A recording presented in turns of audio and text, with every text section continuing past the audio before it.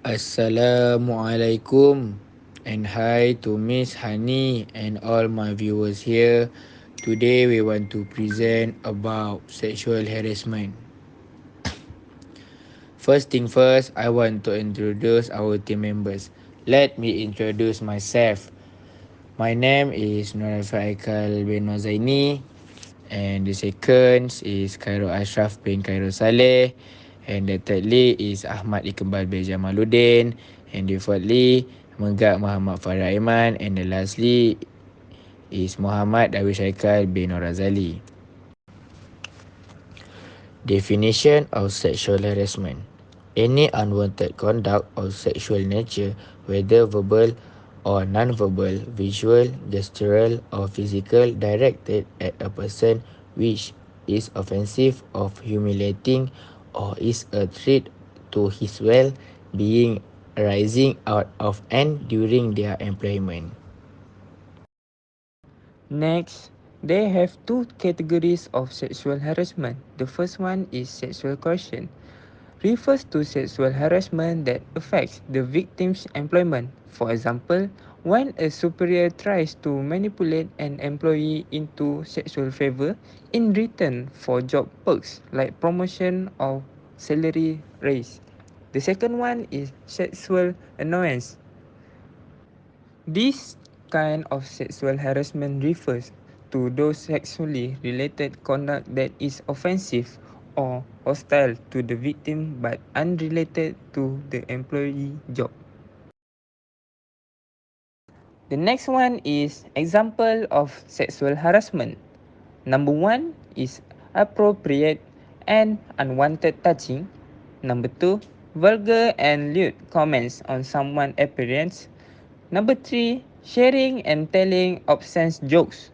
Number four, repeatedly asking someone out for dates or sexual favor. And number five, promise gift, good assessment, and promotion if you accept sexual favor requests. Alright, next we go through the section of sexual harassment. They have three sections of sexual harassment, so we go through one by one. So the number one is section 81 capital B. The employer must investigate the complaint of sexual harassment made by the employee within 30 days after the complaint was made.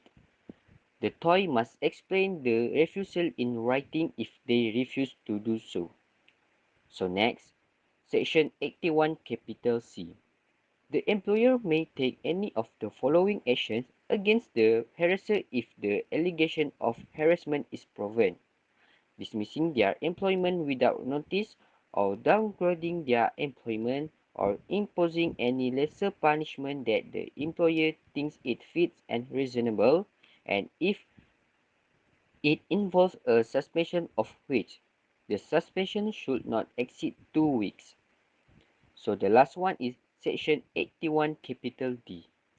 For any complaint of sexual harassment made by any employee against a sole proprietor employer, the Director General of Labour shall inquire on the complaint by themselves.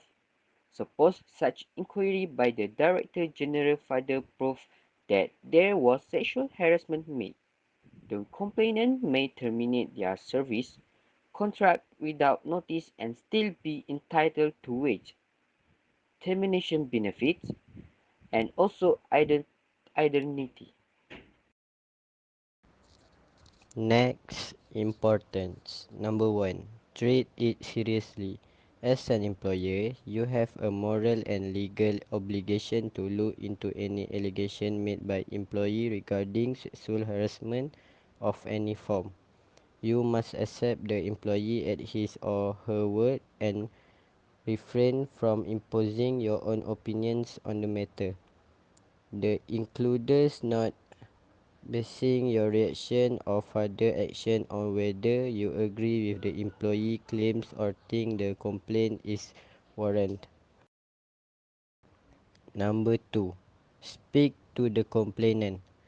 Obtain their account and record the discussion in minutes. For example, company can outsource from firms or company which provide the service in handling sexual harassment issue. Number 3. Address the matter in line with your internal grievance procedure. This is a fact-finding process designed to find out who saw the incident, learn more details about what transpired, and present document proof of your research. This is crucial since it will guarantee that you are perceived as being serious about the situation. Number 4. Provide an outcome to the grievance.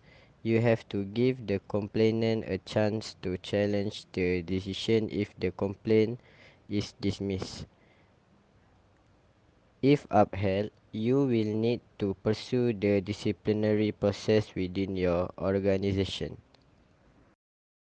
Lastly is recommendation.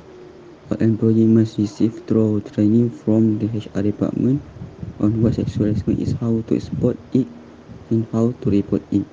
Workers also need to understand that acting inappropriately may, might have major repercussions for them, such as disciplinary action and termination from the company.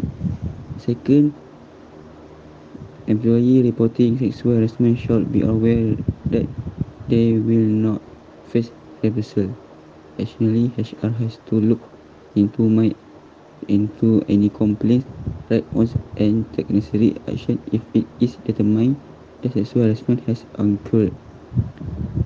Third, HR has a responsibility to foster an inclusive, diverse, and egalitarian work environment. To achieve this policy that support work-life balance, provide equitable chance for career growth, and celebrate diversity in the workplace must be developed. This entails This entails making sure the candidate pool is diversified and evaluating job candidates according to objective standards. By encouraging inclusive and diversity in the recruiting process, HR can make the workplace safer and more inclusive. HR is responsible for putting policy and process in place that forbid sexual harassment, giving staff members thorough training on how to spot and report sexual harassment, and fostering an inclusive and respectful work environment through taking a proactive stand. HR can stop sexual harassment and make the workplace safer and more welcoming for all workers.